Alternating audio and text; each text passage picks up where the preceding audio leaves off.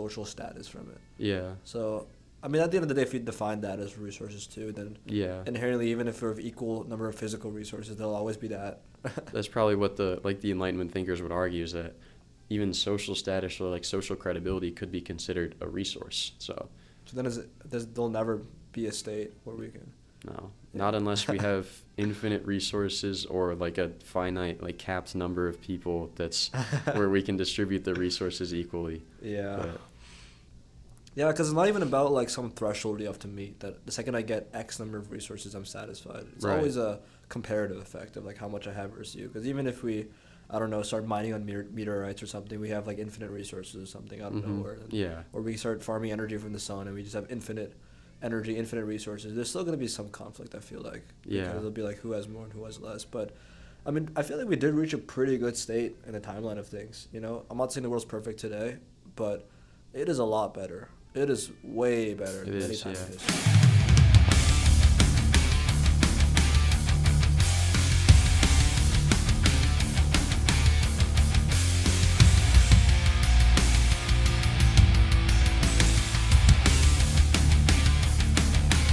What year did this come out?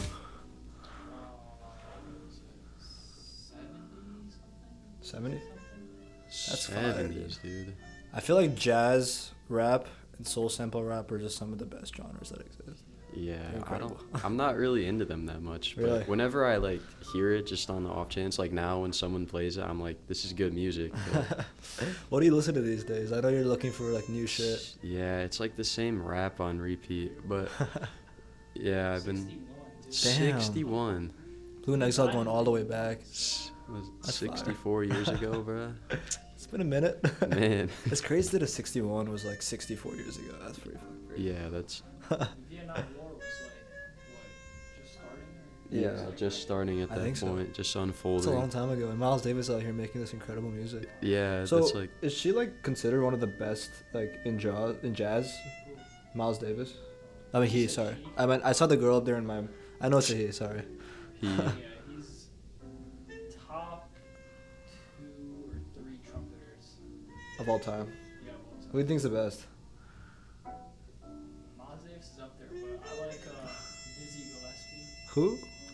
Play a song. That's his nickname. Dizzy Gillespie. Yeah, I mean, Teo knows all the jazz guys. Like yeah, the bro. Trumpet, like the weird bent trumpet. Yeah.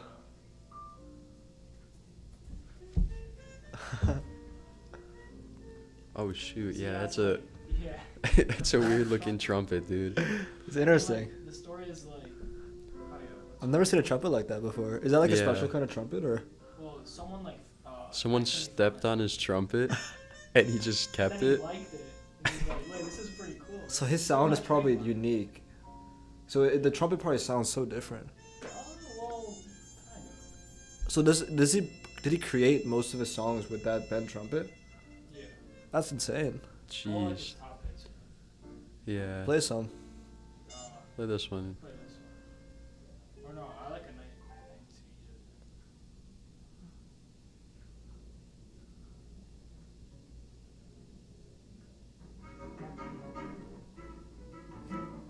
Jazz is a nice vibe too. It's nice to just put on the background when you're. Yeah, like if I was like studying or something, I would totally put this on in the background. 100%. I was doing that yesterday, and honestly, like I can rock this in the gym sometimes. Really, imagine, bro. jazz in the Walking gym. around, popping. I've done it once. You know, Boss Tenors. You know, Boss Tenors.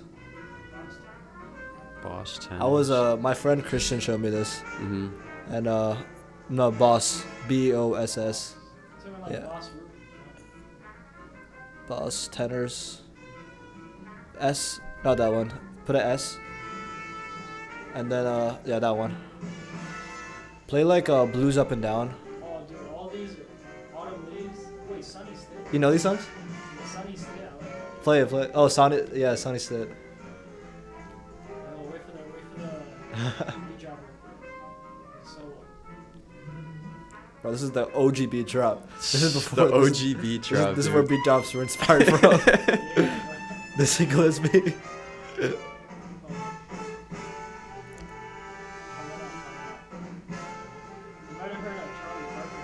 Say that again? Charlie Parker did the solo too. I don't know who that is. That's jazz. Me and Tyler are in the same boat. We don't know shit bro, about jazz. I don't know anything about jazz, dude. Give me like modern rap or pop. I got you. Jazz. Who's your go-to artist? Number one, all time. Favorite. All time. It's gotta be Travis Scott, dude. Like, Everybody, bro. Everybody says Travis Scott. I don't know what it is. It's like something. I think just because like he was the first artist I listened to a lot in middle school. Yeah. I think like because I started listening to music a lot like when Astroworld dropped. Yeah. You want to turn the music down a little bit? Yeah. That was like my favorite album. It's a good album. Yeah. Yeah. I mean, like, it's one of the mainstream albums I'll consistently put in my top 20. It's Mhm. just incredible. Everything Yeah. about it. I think you showed me your Spotify stats at one time, Did I? and you were like, you were still listening to it like this year. Yeah, it's good. I think that Astroworld, if you really dig into it, it's also sampled so many classic songs. Mhm. Yeah, people don't give him enough credibility for like his creativity. I understand that because, mainstream people, I think these days, once you start realizing like some of the other music genres that are out there, like we just put Teo on a Tribe Called Quest, incredible rap group, and Mhm. I think when you start to find these incredible artists that a lot of people don't know about, we almost build a distaste toward mainstream, and Travis Scott gets Yeah. put in that boat, and I fall in that too. I mean, if you made songs like Sicko Mode, it's easy to hate on him. Yeah, But and if you go through especially- Astroworld, man, there's some incredible songs, and I just found out that Carousel sampled the Beastie Boys, and you Mhm. know about that? Yeah. Yeah, you know the Because Beastie I Boys. was like, I was that- like scrolling through the like all the Genius stuff. I was like, because I saw that Kanye was producing some of the songs, and I was like, he's got that Really? influence. Yeah. Kanye produced some of Astroworld. Yeah. Ooh, that's one why I of- like it so. One of them in particular. I think it was Skeletons is the Ooh, one I forgot what it goes like. What he does it go like? produced. Oh shoot, I don't remember. You ever play Skeletons? Play Skeletons real quick. Yeah. From Jazz to Skeleton. Travis. Travis, just type in Skeletons. Yeah, I think this is the one he produced that I'm thinking of. Yeah, this one. Oh, this is a good song. Wait a second. Mm-hmm. Stevie Wonder? It's not a connection, bro. It's not connected. It's like slow Go to Genius real quick. motion. He definitely did. You think so? Dude, I've seen so many songs that like sample Stevie Wonder at this point. I'm like, Okay, we'll listen to it after. Really? That would be surprising. Yeah, it's like this kind of beat that like Kanye was producing. Yeah. I mean, I like Kanye is a really good producer. He Like, he's was. honestly top 3. Yeah. Like, some of the albums that a lot of people don't even know about, like Be by Common, 100% produced by Kanye. Mhm. He's a elite producer, and even before College Dropout, like, he made some of the best rap songs I've ever heard. It's Yeah. incredible, man. And a lot of stuff just gets like swept under the rug. Like stuff probably I haven't heard about just because everyone talks about like College Dropout, Graduation, Yeah. My Beautiful Dark Twisted Fantasy. Like those are those good top albums. three. They're Those good are albums, great, yeah, for yeah. sure. But there's definitely a lot more like under the surface. It's like Yeah. an iceberg, you know. Have you heard a lot of his, like, older shit? No, I haven't really looked into it that much. Some really good songs. I'll put you on later. Like, one of my favorite songs ever is like The Good, the Bad, and the Ugly. It's an incredible gotcha. song. But he has some really good music. And, Yeah. he's up there for me. Top whatever. Mhm. Start out a little bit more. Anyways, man, how's life been? Life's been fun, dude. I'm having a good second semester at Michigan. It's been great. What's been new this semester? I mean, obviously new classes. Like last semester, I was getting really bored of my classes. A lot of intro level stuff, just boring discussions, boring topics. But now it's like I have this history class with like a pretty decent discussion. I've got a poli-sci class with a professor I like. Made some good friends in my Spanish class, and I joined a few other clubs too besides Model UN. So. Which ones? So I got accepted into Sigma Iota Rho, which is like the Honor Society for International Studies. Nice. And then I'm a committee member on the UNICEF club. Oh, sick. So Yeah. what do you do for them? So the committee I'm on is called Boots on the Ground. It's kind of focused on like groundwork and kind of applying techniques that like professional organizations use to our own club. So recently, I think, yeah, it was Tuesday. Tuesday we interviewed this executive from an organization called Zaman International. Is a man? Zaman, yeah. Oh, okay. They help women and children escape the cycle of intergenerational Oh. poverty. Wow. Yeah. So we just interviewed her and asked her some questions like things they do for groundwork, volunteering, community-based stuff. And then we're going to show that interview because it was on Zoom. We're going to show that interview at our next general meeting. Oh, so you didn't travel for it? It was online. No, it was online, but Cool, man. we might visit the organization because they're not too far outside of Ann Arbor. Oh, they're nearby. Yeah. That's nice, dude. Amazing. Yeah, I Mhm. mean, with your classes and stuff, I know that I never understood like how poli-sci would work. Is in like what are they teaching you in class? Like I know there's all. It's like AP Gov. I know they kind of teach you how shit works, but at a Yeah. certain point, like, what does life as like a policy study even look like? Probably with both your research, right? Yeah, for my poli-sci class right now, it's called American Government, so it looks a lot like AP Gov, but the main thing my professor would drive home is like he's teaching us a story, so he'll lay out all the groundwork for this, like the processes of the government, how things work, the different institutions, and he goes into detail about it, more detail than AP Gov would, but he also tries to incorporate like real life examples of how these things play out in the government today, especially with all the political action we're seeing with the new administration coming in and the old one leaving. There's a lot to talk about, but yeah, he just likes to apply what we learn to the real world, which I think is different from AP Gov. Yeah, that's interesting because they have more freedom definitely at college level. They don't have like requirements to meet or whatever. So yeah, they're kind of going through the same material, but they're really going deep into like what's actually happening right now, like current events and stuff. Mm-hmm. And I appreciate really cool. that. Like my professor, he tells us he's been on both sides of the political spectrum. He's very unbiased, very objective. So it's hard to be like that. Yeah, it is. Especially like in today's world, it's hard to not be like polarized on even some issues. But everything he stays out of, whether or not he agrees or disagrees with it, he just talks about why the president is doing this, what other presidents have done, and then leaves us to decide with that information what we think of it, which I find like really appreciative of that. Yeah, I think it's so hard to even communicate information without it being biased in some way. Like staying completely objective to facts, like it's almost hard to access it. And I think because of that, even our beliefs about events are just so biased, even in our own brains, that I think as a teacher in that role, it's probably one of the hardest jobs because you have all these beliefs as well. And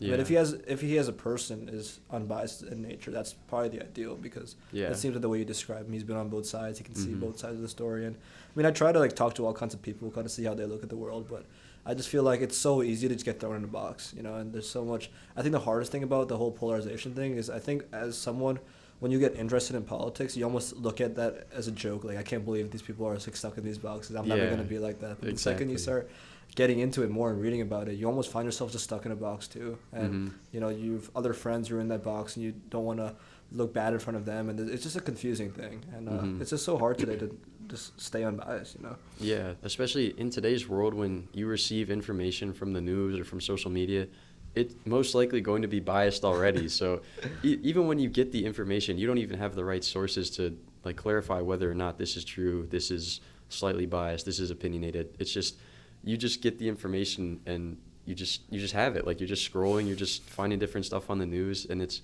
just constant information. You don't really discern between the truth and the fake. So I think that's why I have a lot of respect for him as a professor. Is he's able to leave all that stuff to the side and just tell us like the principles and the facts and let us figure things out. Yeah, you turn it a little bit more. Appreciate it. Yeah, I mean, do you think that the way society is structured now, like, how does someone achieve what your professors achieve? Like, how can someone remain in that state? I think it's difficult in the United States, especially just because people are so polarized and we have so much access to information through social media. Like, everyone's on TikTok, everyone's on Instagram, everyone's Google searching stuff all the time.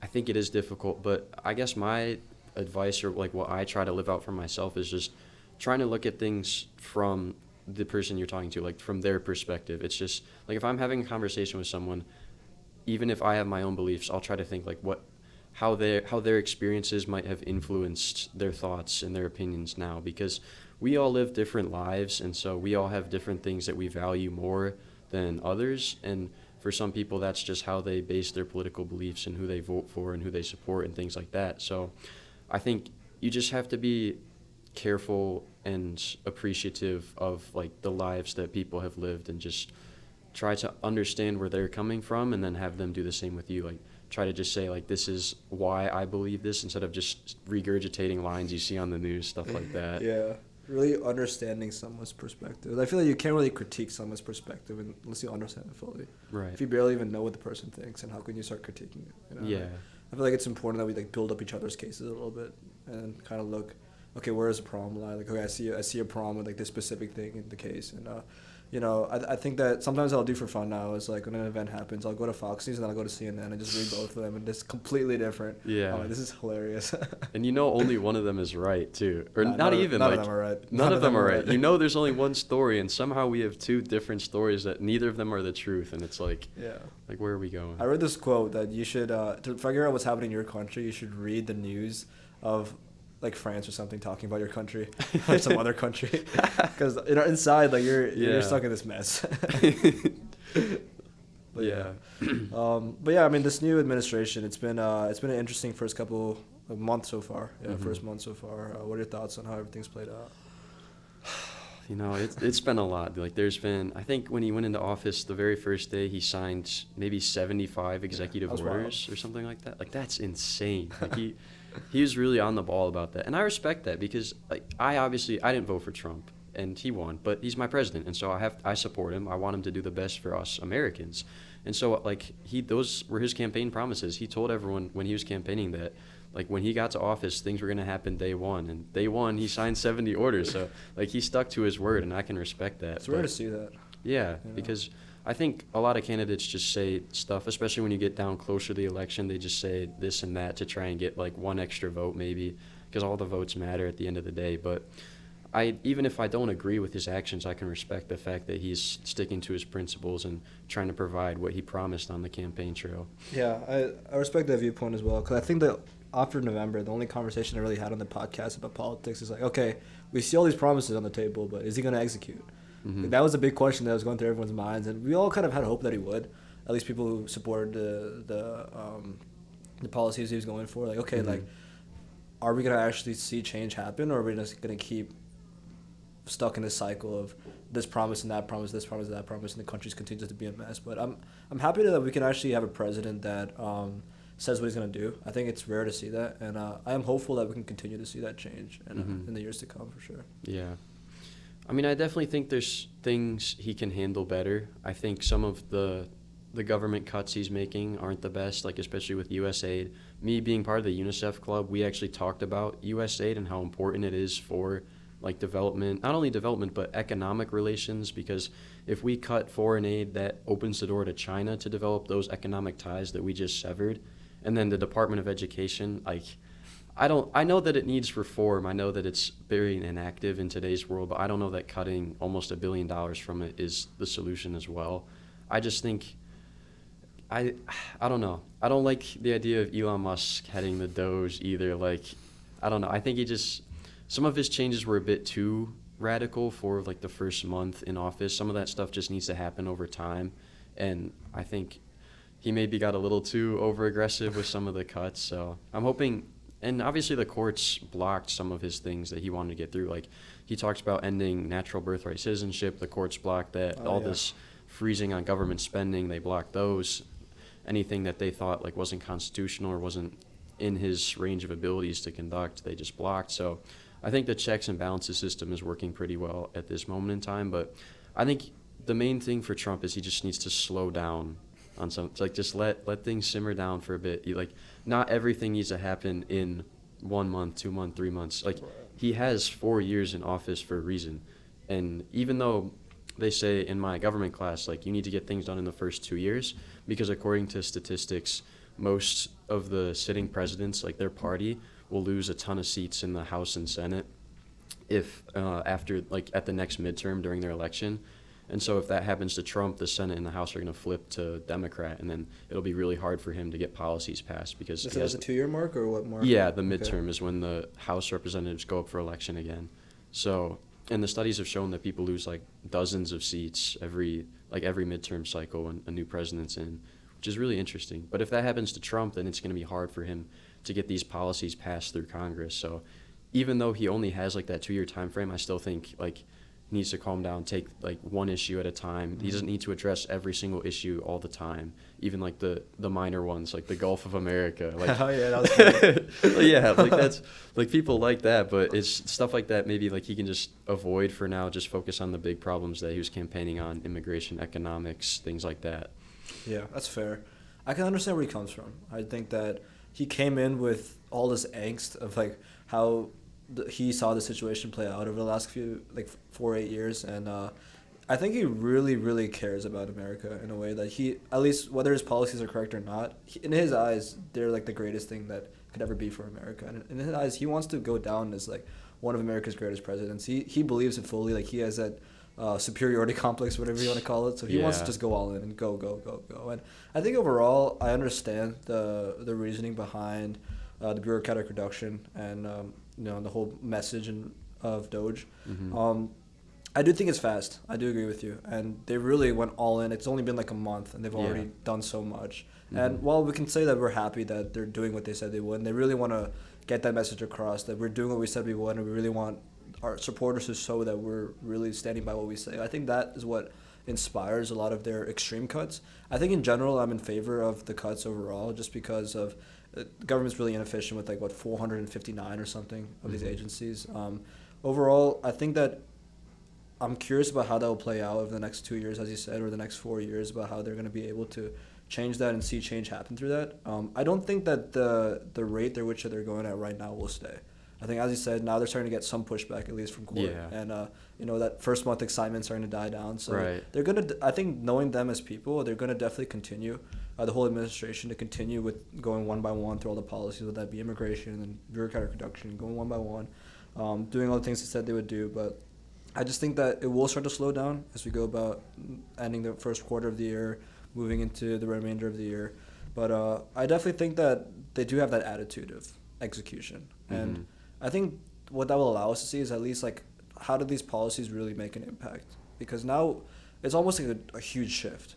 1 minute we're over here, now we're all the way over here. Right. And now we'll be able to really see, okay, was it good or was it bad? Did it lead to more harm or good? And I'm really sitting on the edge here, curious about 'cause as someone who's really getting into politics for the first time the last year, Yeah. and I'm just only basing my beliefs on what intuition tells me, and I hear people's stories and what they explain to me. I'm really curious about what's gonna go down.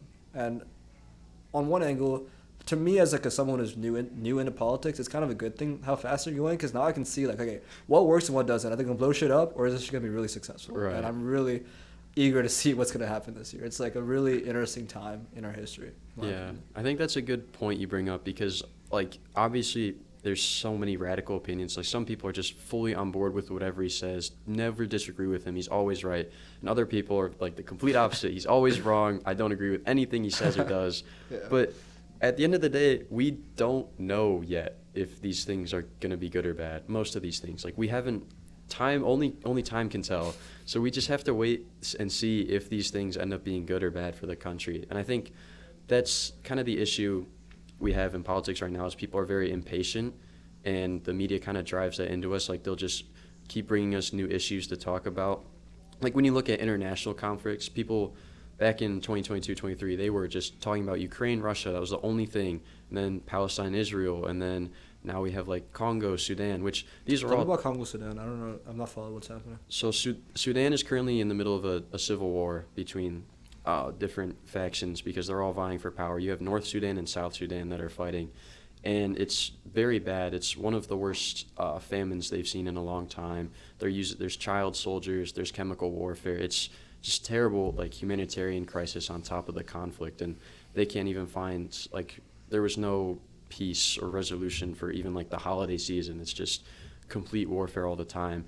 And the Congo is just a byproduct of colonialism. So back in the 1800s, 1900s, Belgium ruled the Congo with King Leopold, and he basically just used it as his own resource base, trying to extract as much rubber, precious minerals, because the Congo has some of the most resources in the world for a country, super Really? resource rich. Yeah, giant rainforest in the middle of the Congo, wow. So much stuff in there.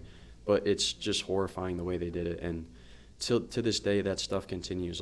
There's not really a strong central government in power. There's all these different groups controlling certain territories, fighting for stuff, and then you have people selling resources illegally. They're using children to mine these different precious. Yeah, it's really bad. And it's not even one problem. It's a million. No, it's just, and it makes its way into our system as well, because the things we have, the technology we use, that stuff comes from those minerals, which come from the deep in the jungle where these people are mining away for. What kind of minerals do we really extract there for most of our?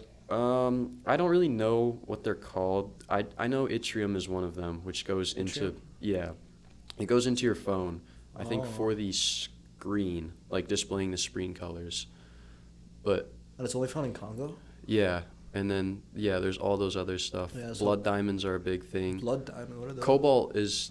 Cobalt's huge, because we use a lot of cobalt for EVs, especially with the Biden's administration's huge push on EVs. We started manufacturing a lot of those, but some people don't really realize where the cobalt comes from. Yeah. But a lot of this mining is done illegally or like under the surface, which is just. And when you say it's done illegally, like by what groups? Are there like organized groups that do this? Or? It's like, or I don't really know how to, because they're not like companies. They kind of sell to companies. They just sell these minerals, but it's just organized labor where they'll have, it's basically slave labor where they'll get people, ship them off into the forest, have them mine these minerals. They'll ship the minerals to some sort of like third party so they don't get detected, and then the third party will sell them to all these different companies like in other countries like the US, and we'll use those. And it's terrible. And I don't really see, like, I don't see a resolution for it because it's so complicated. It's obvious that the biggest problem is the people. Like, you have 6 million people internally displaced in the Congo. 6 million. Wow. And 6 million have died over the course of this entire conflict. And when you say this entire conflict, I know Africa's been a mess ever since colonialism. Like the Europeans really fucked that shit up. And, I think that there's been tensions forever, and there's all these like mini conflicts throughout. But when you talk about this conflict, like when did this one start? I mean, it's been going on since like Leopold left the Congo in the early 1900s, but I would say recently, like the last 30, 40 years with the boom in technology, the need for those precious minerals and metals has skyrocketed. So that's probably intensified the conflict. And then you have different like ethnic clashes between these groups, because obviously the borders were drawn in a way is that you put these different groups in the same area when they might not get along, or they've had their own borders for so long. So I think it's a mix of like geopolitical tensions within the country, ethnic tensions, and then obviously this exploitation of the people and their resources. So it's like a multifaceted conflict that's, I don't really know that you could pinpoint a start to it. It's just been ongoing. That's rough, man. So when you say there's no solution, like there's nothing you can even think about when you think about the current situation, all the different factors at play. Like I know there's millions of them. There's so many different factors, but I mean, with the U.S. in a position of power, or even just like looking at those individual actors, like how do you see a potential future in the next decade or so? I think it's complicated to look at it from the American perspective, because you're talking about a conflict within one country. It's not like Russia versus Ukraine, where Ukraine is fighting, NATO's backing them, Russia is fighting, China, North Korea are backing them. This is just groups within a country, so it's pretty much impossible for the U.S. to come in and solve this, especially without exhausting some of our military resources and invading almost another country. And the chances of that happening, even if we do resolve the conflict, like the odds of us setting up a successful system, like you've seen how the U.S. has interfered with other countries in the past. Like it hasn't been the best. Like you look at Vietnam, Southeast Asia, or you look at like Latin America, like those people died in those situations. The U.S. got involved and it just wasn't good. So I don't know. I think the biggest thing we can do is like provide humanitarian aid.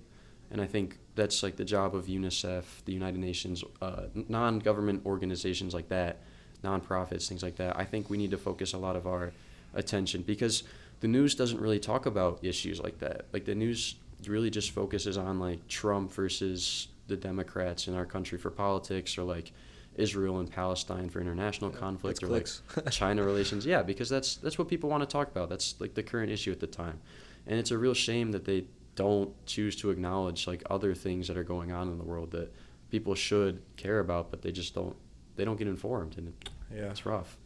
Yeah, it's so different, the situation. I mean, I feel like it really takes a strong government, when you're fighting corruption. I mean, sometimes the corruption is even so baked into the government. I mean, we've seen that in so many examples around the world. Argentina is a great example.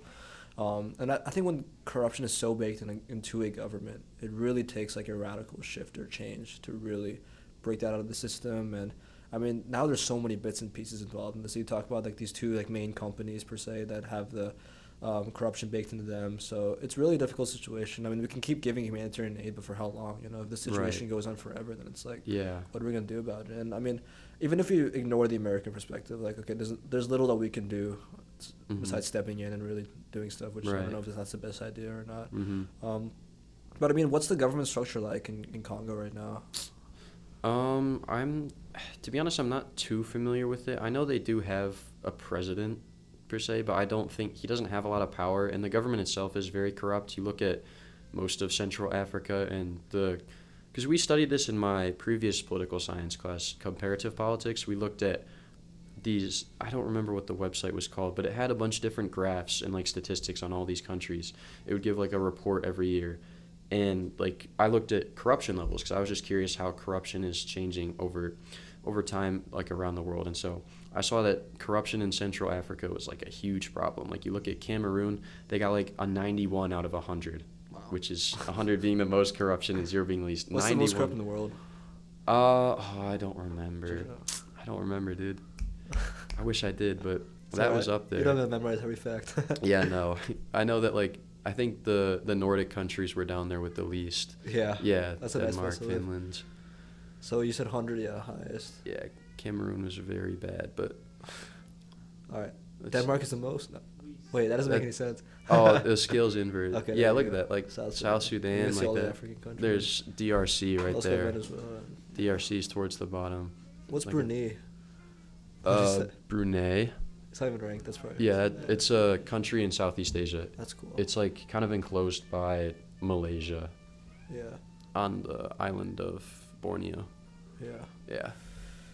But yeah, like Man. that's a lot of African countries, a lot of Latin American countries. Why is the a lot situation of- so bad in like the African countries? It's just byproduct of colonialism. Like I That's think. so fucked, no? Yeah, it is. Like it's really just horrible to think about because we can't even imagine some of the stuff that went on because it's so terrible. And the fact that this stuff was happening up to literally like 70, 80 years ago. Like there's still there's people alive today that were alive when colonialism was taking place. Wow. And that's like it's insane to think about, and yet it's just people don't think about it. And it's, like people just try to blame like the government or the people or whatever, but colonialism will always have like a terribly negative impact on these countries, and it's just hard to think about. Yeah. I feel like in the world today, we almost look at, if you think about some of the biggest crimes of humans in history, you know, whether you look at the Nazi Germany or colonialism or Mhm. Stalin. Stalin's or, Russia, you know, yeah. We look at all of when we think about humans as savages, as cruel, as emotionless, we always associate that with the past. But then when you really put it on paper and see that this is very close to where we are right now, you know, Mhm. and we like to think of us today as this perfect society. You know, we've had all this advancement and improved so much in society, living in the most peaceful time recorded in history, which is insane. I mean, when you see these conflicts so close to us in the timeline, it's almost like a speck, a dot. Mhm. And you see the world of freedom only like the last 20, 30 years, really, per se, not even. Mhm. Like, what does that make you think about humanity as a whole? It's very interesting because I'm in my English class is like a philosophy class right now. So we're talking a lot about just political thought and philosophy and just kind of the innateness of humans. And there's a disagreement between political thinkers about whether the state of nature, like how humans naturally act without like societal or governmental interference, is good or bad, like peaceful or violent. Some thinkers say like, oh, the state of nature is violent, or a state of war, or the state of nature is peace. And it's like, I don't know what to think. I'd like to think like humans are inherently good. I feel like we are. I feel like there's just all the people I meet. I think the people I meet are inherently good, and I think that there are certain events that will turn people like into bad people, like if they have bad experiences. But I don't know really. Is it power that corrupts it, or what? If we're all inherently Guess. good, then Yeah, it's like I don't know. I feel like the average person you'd meet on the street is like a good person, I'd say. I agree. Yeah, but then you see all these awful people like over the course of history, and all the people that complied, and then even in today's world, all like there's so many bad people, and then it's like, how do people get to that level? Like, what pushes someone to want to like just totally like genocide a certain ethnic group? Like, what? I couldn't even I can't process that understand thought, it. and there's people like carrying that out right now, and It's it's like, wild. yeah, like It's what insane. psychologically pushes you to that level? Yeah, that shit really interests me a lot, and I love to read books about like, human nature. Like, why are we the way we are? Mhm. And you know, whenever you ask someone this question, they're like, "Oh, humans are probably good by nature," and then we Mhm. look at on paper and it's not accurate. It doesn't line up. You know. Yeah. And I don't know. I kind of feel like we all have an equal amount of good and bad. Mm-hmm. It's hard to describe why. It also goes into that question of like, what are we besides like this human body and these evolutionary Right. Then impulses that really drive everything that we do, and it's like, can we even blame ourselves for it? Or then it gets into like know. theology, like are humans inherently flawed, like what the Bible says, like humans are inherently sinful. So then that argument is like, oh, people are inherently bad. But then the example I used with you, like the average person you meet is probably a good person. So have we just shifted the goalposts for what's good and what's bad? Like, I don't know. Just keep changing the definition. Yeah, exactly. Like, who's to say what's good and what's bad? I don't know. Yeah, what even is good and bad? Yeah, like something I might find good, you might find bad, and something you find good, I might find bad. It's a weird conversation to get into. Yeah. A better conversation we can get into is the ideal world possible where there is no conflict? Taylor, you want to go back to the level?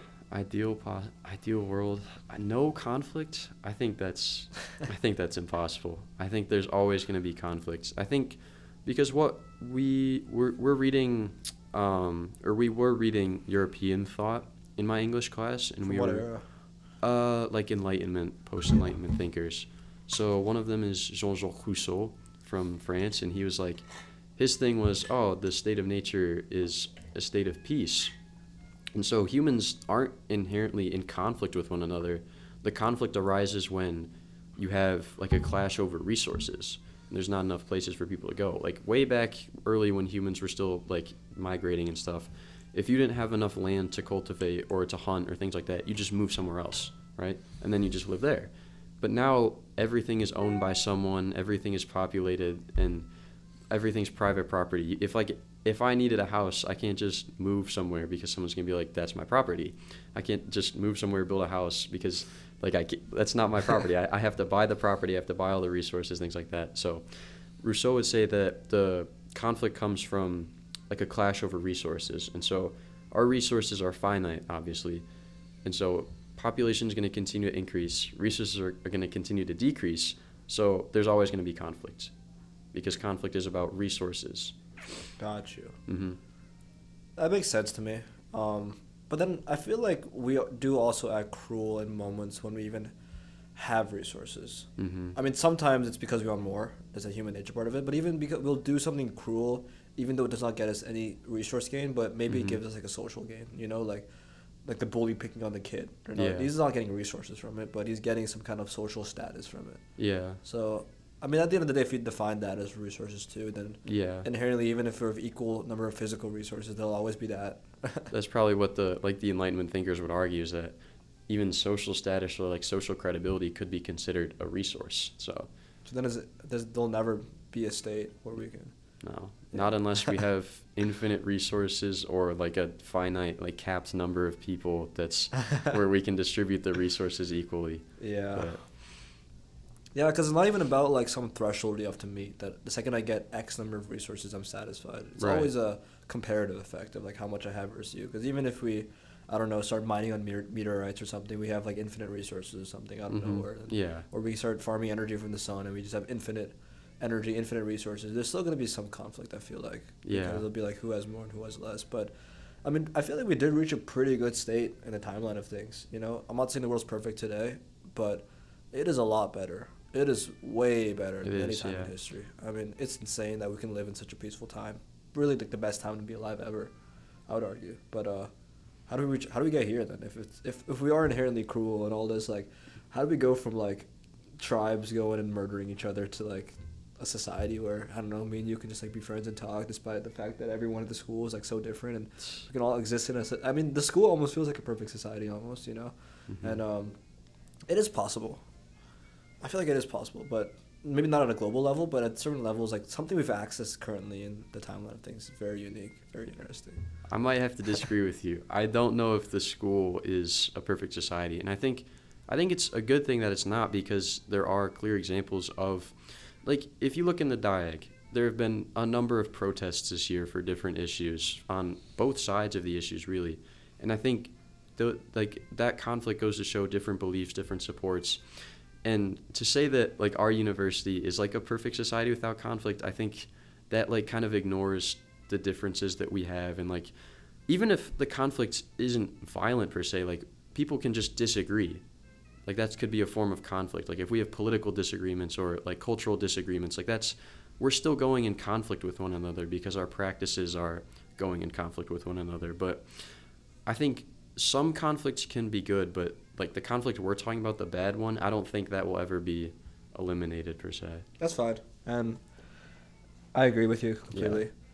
But I don't think University of Michigan is perfect either. Mm-hmm. But I think it is like 100 times better than the past. Yeah, like, I would agree. Okay, they're protests, but I would agree we're not going that. around murdering each other and stabbing each other. Yeah. Like, it's a lot better. It's a Yeah. lot better. But there are still those occasional moments that happen. But for the most part, if you just look at like your life Mm-hmm. and your day-to-day life and the experiences you go through, like there's almost like zero conflict. There's always gonna be disagreement, but there's almost like 0.0001% of the time where there's like serious conflict. And Mm-hmm. I think that's true for most people. Obviously, there's some people who do get involved with some more severe conflicting things where there's like large ideological battles, but that's kind of where it stops. These ideological battles. It's almost very, very rarely becomes physical. And I think the moments it does become physical are so important that it gets highlighted. Everyone's talking about it, and it's almost like this one rarity that everyone's looking at versus the fact that it's happening every day in the past. So I mean, when I say like University of Michigan perfect society, I really mean that we've come a long way. So in some ways, it is kind of possible to reach at least some state like this, which is I agree with that.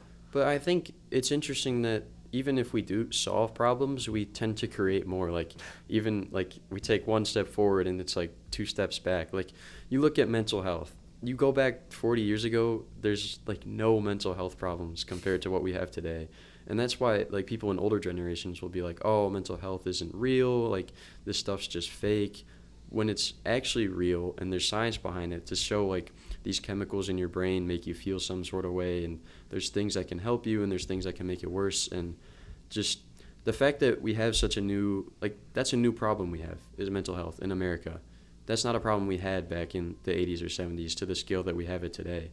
So I think even as we advance in society, we create our own problems that we then have to solve, which then create more problems. So I think that also makes it difficult to reach a society without conflict.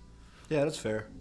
And I do think that I think it's good to have problems to a degree, because at least I feel like I'm a big believer of like the scales of things where like some happiness, some bad equals out to like you can feel like those highs and lows, and I think that's a good part of life. Right. That's interesting. So I do agree with you. I don't think there'll ever be a perfect society with zero problems. Like, but at least that we could. I feel like mental health. I don't know. Like, do you think mental health problems are like worse than like? I don't know. I was gonna say that I feel like mental health problems are not as bad as like physical? as like physical violence and killing each other. Yeah. Some people disagree with me about that, but I think I don't know. Are you on the same page that like that's probably? I guess we can still get better. Like these problems are probably not as bad. I don't really know that you can compare them. Like obviously, like me having a bout with depression is not as bad as me going to war in say like Vietnam or Korea or something like that, because like those things are bad. They're probably worse. Maybe objectively, maybe some people disagree, but I don't know if you can compare problems. I think just because problems are different and they take place in different contexts. So I think even if you might believe one is worse, even if one might be actually worse than the other, I think comparing them doesn't really do any justice to the actual problem and to the people who are harmed by it. That's fair. Why do you think mental health has gotten so bad in America and the West? Yeah, it's got to be social media and technology. Like, even I'm a victim of it. Like, you sit there and you scroll social media for so long, and you just get like a bunch of like, on the one hand you can get like brain rot stuff that makes you just dumb and like just brain dead watching these videos. It just gets you nowhere. And on the other hand, you get like the 1%, like the top 1% of society, because that's what social media wants you to see. They want you to see like the most incredible people with the most incredible talents, which is cool to an extent, but sometimes that can be dejecting for yourself. Like if I play the piano, I'm not a good piano player, but all I see is people playing the piano just beautifully, like everywhere on social media, and it just makes you think like, wow, you're just like this guy. Yeah, like you're just so bad at playing the piano, and then it's like demotivating. Like, oh, like do I even stick with this? Or you look at like professional athletes, professional like lifters, things like that. You'll see someone like deadlift like 600, 700 pounds, or I saw someone squat 700 pounds the other day. Really? At Palmer? No, not on social media. Wait, I was about to say. No, it's not at Palmer. I thought it was like side quest. I gotta tell you this real quick. Someone just squatted 700. No. The most I've seen at Palmer is like 350, which is still. I'll say 4 plates. It's still really good, but like. I saw someone bench 365. Really? It was wild. I would airdrop Taylor the video to put my cameras up there. Yeah. But no, it's like you only see the perfect side of the world. And I think that's really tough for a lot of people because I think it's important to acknowledge the problems that we all face and the challenges we go through and just kind of talk through them. I think that helps a lot with navigating the different circumstances that we encounter in life, and to just kind of shelter yourself from all of that and only look at things that are perfect and things that are great and things that are wonderful. I think that'll just lead you to like be dejected and kind of like hate on yourself too much when you shouldn't. That's fair. I agree with all those points. Are you still on social media and stuff, or? Yeah, I have. So obviously, I have a YouTube channel, Yeah. that's just me playing GeoGuessr, which is a whole nother thing. But right now, I have TikTok. I don't really use it because my TikTok feed is full of politics, and sometimes I just want to like take a break from that. I'll really only go on TikTok if I want to find like a piano tutorial or something. Nice. And my YouTube is just like GeoGuessr videos, soccer videos, poker videos, like that's all it is. And then Instagram is just soccer. So I try to stay away from all of like the influencer side of Instagram. Or social media, you could say. I try to stay away from all of that. And I think that's a good thing, but I think I still sometimes fall into the trap of like social media addiction. Like right now my screen time is hovering around 4 to 5 hours, which to me sounds bad. Like that's 20% of my day spent on my phone. I don't know if I like that. But then you look at other people, it's like 8, 9, 10, 11 hours, and I'm just like that's got to be so bad for you. Yeah. I also think that the big problem with it is that you're always in another world. You're never here. Right. Like if every 5 seconds you're picking it up as like an escape, you're doing that constantly. That's not good for your brain. It just can't be. Right. If, like you're just scrolling on your phone as you're eating because you're just sitting by yourself one day, or you're just like walking somewhere, like you don't want to deal with eye contact with people, so you start scrolling on your phone. Like this is such an escape of like getting out of the world, and so like you're just not alive anymore. You're not living. Yeah. And I feel like that projected over like a whole day and weeks in life, and that just kind of becomes who you are. You're just kind of stuck in the stimulated world, and then you have all the problems you listed where you're always seeing these incredible 1% people, which to a degree, like I'm kind of thinking to myself whether I agree with that point or not. For the most part, I have agreed with that point because I mean, when I deleted social media like in high school, in the podcast, whenever we talk about that would always be the argument I bring up, that you're always seeing these people. But I think it's been so long since I've been away from it. I mean, I still have the apps now, but I don't use them at all. Like, I'll open Instagram like once a week if I have to check something. I've not scrolled on any app in months or years, actually. But that's why whenever I spit these, like, same, like, things again, it's almost like, is that even true anymore? Like, it's been so long. But I think that, in general, I'm always all for being surrounded by people who are better than you. And I think that sometimes when let's say I go on YouTube and I watch, like, Joe Rogan's podcast, or I go on YouTube and look at some like strong powerlifting guy, it inspires me a lot, and I feel like through that I improve myself a lot, because it's almost like I look at them and I don't feel too much negative emotion. I only feel positive emotion. I'm like I'm excited to go push myself. But I think the difference with it being on your phone and social media, the way you project it, is that you just have like so much of it coming at you that it's not like it doesn't help you anymore. Like I feel like the way I consume it now is at a healthy amount where it's like I'm kind of picking and choosing when I'm like want to consume it, or I go on my computer or something. But I think before, as you were speaking, I was like thinking back to what it felt like to scroll. Like the second you pick it up, you just have like a headache. You're just seeing it over and over again, just like stimulus. And your brain just checks out. It's just like it's just a terrible way to live. And I definitely think to be happy, like you gotta just stay away from. You gotta be in this world, just exist with people and just do things. And I think if you fill your time in with a lot of things to do in the day, like I think Tyler, you're a great example. People can look at how you have so many passions in life. You fill up your whole day with like this club and that class, and playing soccer, going to the gym, whatever you do these days. It's good to just fill your time with things, because then like you don't have time to just waste. Exactly. And I like there's one thing like in particular, because you know how much I play poker. I play poker like I gotta come back 20 hours a week at this point, which like people have 20 hours a week. Yeah, people have come up to me and they're like you're a degenerate for that. And it's like, first of all, I've lost maybe $50 this entire year, like net, and that I learned how to play. Overall? Yeah, so I'm down $50 overall from learning how to play poker at the start of the year till now. I only lost $50 total, which is not even that bad. And second of all, like, I'm not even there to play poker. I'm there so I'm not sitting in my room for 20 hours a week scrolling on Instagram or TikTok because it's late at night. I'm having fun with my friends in my dorm. And I think that's, even if it's gambling, like, sure, you can call that degenerative, whatever, but I'm having fun with my friends, and I think it's better to spend quality time with people outside of a screen, even if it's just something dumb like playing poker with your friends 3 nights a week. Like, I think that's still 100 times better than sitting in my room playing video games, watching YouTube, whatever. Like, I agree. I don't know. It's just like a genuine experience I have, and those are like real connections that I've made with real people. Yeah, I agree. Poker's fun, man. Like the one time I came with you guys, that was the first time I ever played poker. Yeah, you got crazy beginner's luck with some of those hands, I wouldn't call it luck. dude. I wouldn't call it luck. Really? I would call it all strategy. With those hands? I can tell. I can dare you cheat like by the whole time I played. Really? I can tell you Royal my flush, and it's just a straight. And bro, you still won I didn't know the what the fuck I was doing, bro. Bro. If you notice me on that play in particular, I was fucking with Nico's head because leading up to that event, like Nico was trying to get me to come play with you guys. Like, we were in the dining hall, and I told him, nah, I don't like gambling. I don't like big money. But it was like $10, so I was like, fine, we'll just do it. Yeah. I don't know how to play, but I don't want to bet money if I don't know how to play. But he convinced me into it. I'm asking him like a million questions leading up to the game, so he really thinks I'm a total beginner. And I was low-key a total beginner, right? So it's 9:30 p.m. We get started, and I'm just trying to figure out how the game works, and I make some stupid plays, and I'm start like losing money. I'm starting to go down, right? But then I'm like watching people like, get the hang of it. So then by like hour 2, I'm like not feeling like a beginner anymore. But I realized I can use that to my advantage. Yeah. So I would just like keep asking stupid questions at the best time to make them seem like I don't know what the fuck I'm doing, and then just like while I have the best hand. Yeah. You know, so I slowly made my money back, and then I think by like midnight or whatever, there were 2 really good plays I had. One of them was a bluff play that like what I did was like for 10 rounds. I don't want to do all my strategies. I'm gonna go play with them again.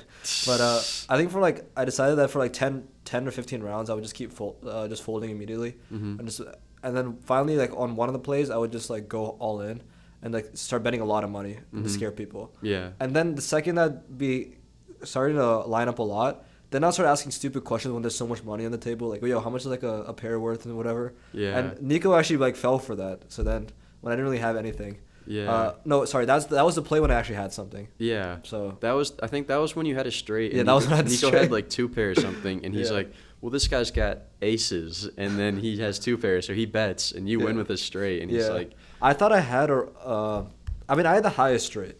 Yeah, you had the Broadway. Yeah. That's why I thought I had the royal flush. I forgot I did the same. That shit was funny. That was funny.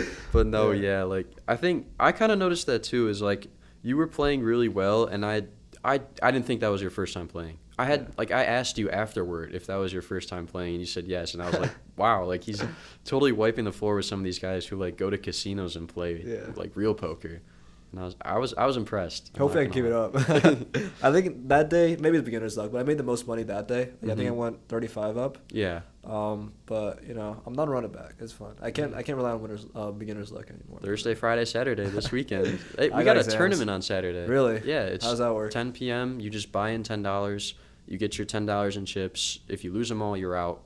And then it just keeps going. Like the blinds will increase with time. Try and push more people out, and eventually it'll get down to one player with all the chips. Oh, so tournament like one person walks away with all the money. Yeah. Well, it's first, second, third. Oh, okay. Yeah. Got it. But yeah, no. Maybe we played the tournament last weekend, and it was so much fun. Oh, you did? Yeah. Who was there? Was the same guys? It was me. So Brian, Anthony, Jason. They got first, second, third. Nico was there. Mossy was there. Lucas was there. Max was there. And yeah, I think that was it. But nice. Yeah, it was a lot of fun. I would play this weekend, but Monday midterm and Monday midterm. Eeks project, which is gonna eat me alive. Are you in 280? Yeah. Yeah. Yeah, you're not taking Eeks classes, right? No, yeah. I just have friends in 280, and they're always busy. It's rough, man. Yeah, but you know, I'm not running back after the break though, for sure. Like I still like not into gambling much, but if it's $10 buy-in, I'll have fun every now and then. Yeah. That game, but you know. Yeah, and for me, it's like I'm not going to go buy scratch-off tickets. I'm not going to go play slots. I'm not even going to play poker online.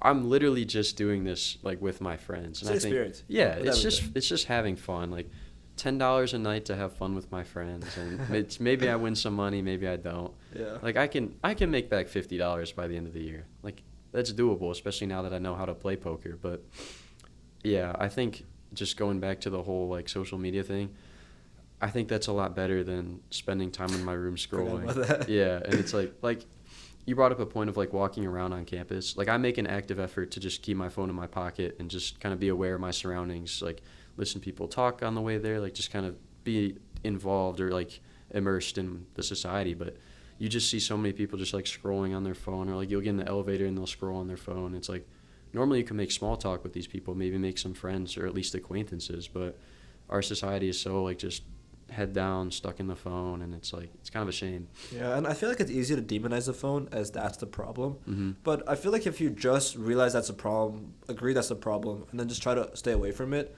I don't know how much success you'd really find, because it's hard, it's difficult to get away from that. But I feel like the easiest way to really get out of that addiction, or even just be happier in general, even if you're still on your phone, is just like find more things to do in life. Yeah. It's so easy to make excuses, because I think time kind of bends around your schedule. An individual might claim that, I don't have time to, do more interesting stuff, Mm-hmm. and or what would I even do? Like people will claim they have nothing interesting that they would even enjoy doing. But I feel like you can reframe your brain to like really enjoy things, and there's a million things you can do in this life. And if I see someone who's not doing anything with their life, I almost want to look at them and be like, bro, give me your time then, because I'll use that time, Right. Like, I'm glad that, like, I think that a lot of people I've encountered, though, and become friends with, do spend their time in great ways. There's so many things you can try. Like, Teo was telling me about jiu-jitsu and MMA. I mean, that's fucking great, man. Yeah, that's like, sick. Why not? Go do Yeah. something hard and difficult for the first time. And, I feel like the best part of the podcast is I feel like, at least with the person I'm talking to, I can kind of live a parallel life for a brief period of time and enter their world for a little bit, because, Mm-hmm. I don't have time to do the 100 things I want to do in life. Right, but, yeah.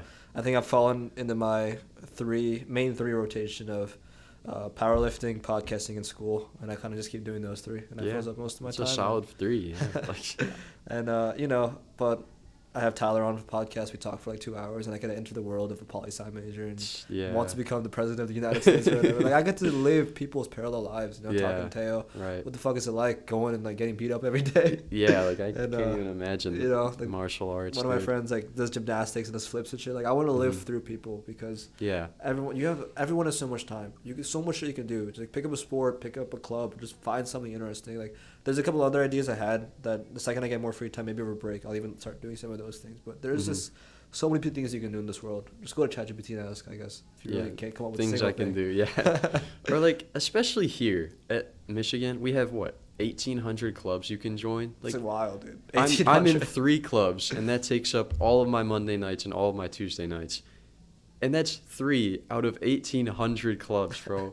There's so much stuff you can do here, and it's like you just have to take advantage of it. You have to put yourself out there, and you have to be willing to spend your time doing stuff that's not scrolling on Instagram, even if that might give you like the dopamine or like the immediate pleasure. Like, oh, you see a funny video, you laugh, you scroll the next one, or like you're just sitting there like eating a snack or whatever.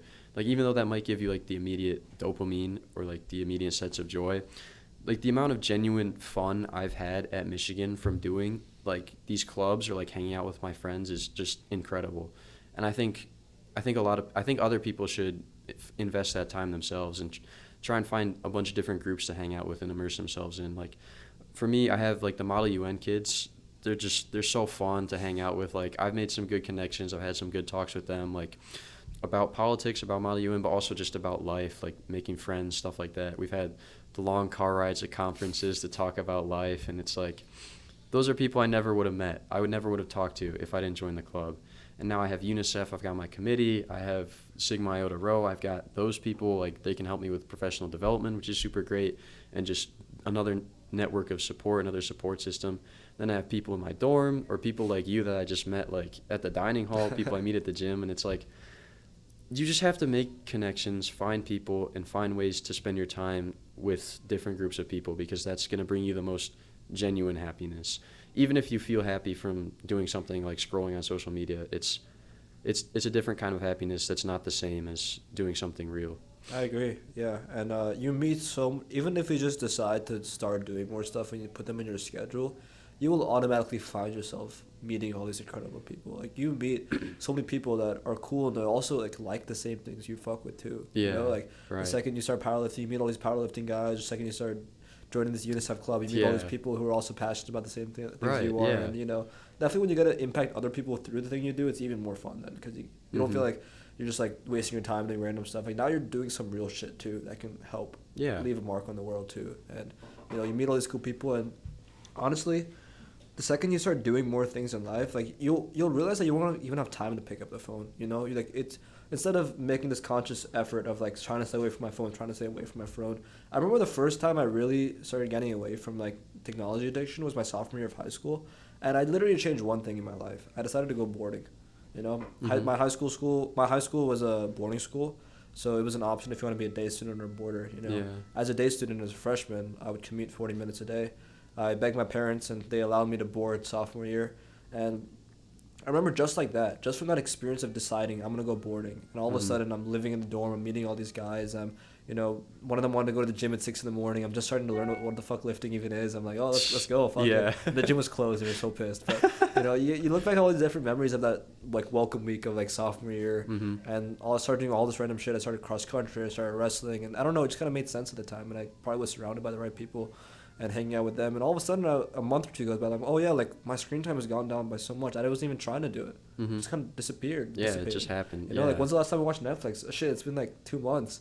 I don't need that shit. I'm living on Netflix now, you know? Like, I know it sounds cringe, but like, I honestly live by that because, you know, if you make that reality, you can't make it reality. And it's like, I feel like instead of stressing over like the addictions, you know, if you add the fun stuff in your life, they just disappear. And it's like the coolest part about life. Yeah, like I haven't watched a TV show, and so I think the last TV show I watched was Squid Game, and that came out so long ago. I remember that. And it, like beyond that, I can't even name the last TV show I watched. Like, hell yeah. I'm fine with being out of the loop when it comes to like entertainment, social media, like TV, stuff like that.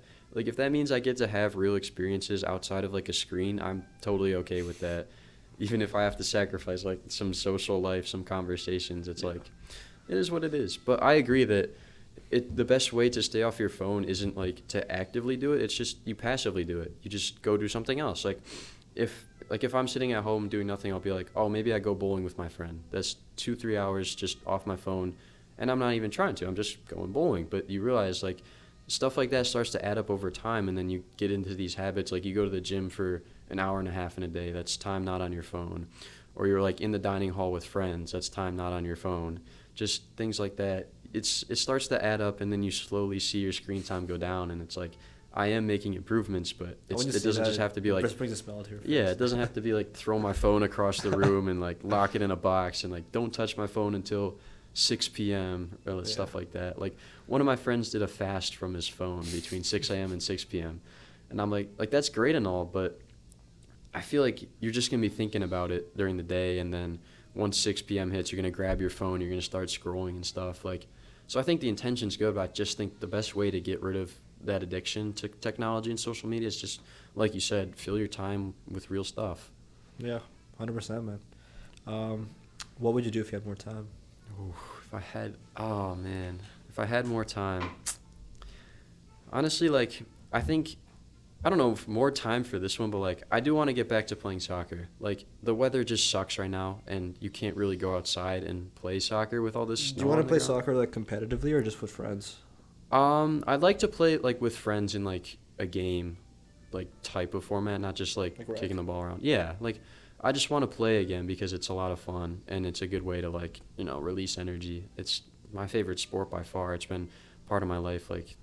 For 15 years now, which is crazy to think about, but yeah, I would play soccer more, but that's more of like a weather thing. I think once we start picking up these warmer temperatures, we got the field outside, like right outside the dorm, there's enough space. But if I had more time, I think I'd play the piano more.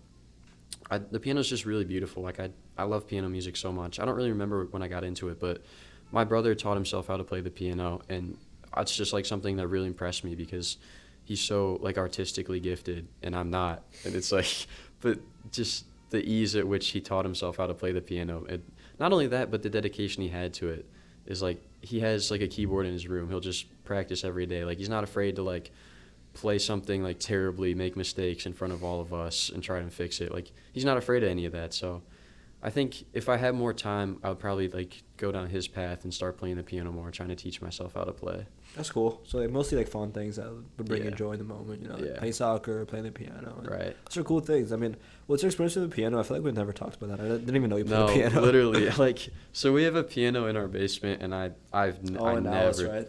No, like at my house. Okay. Well, that's true, but at my house too, we have a piano in our basement, and I never touched it. Like, I would like press one of the keys one time and like never touch it. Like my mom used to play the piano, so we have some old piano books in there, but no one would ever touch it. And then I think it was during COVID is when my brother started, or like a bit after. He just like, he picked up one of the songbooks. He's like, okay, I'm going to play this song because it was one of the ones my mom remembered how to play. And so he learned how to play it, and we were like, oh, this is cool. And then he started learning more songs and more songs. He's learning like technique and stuff.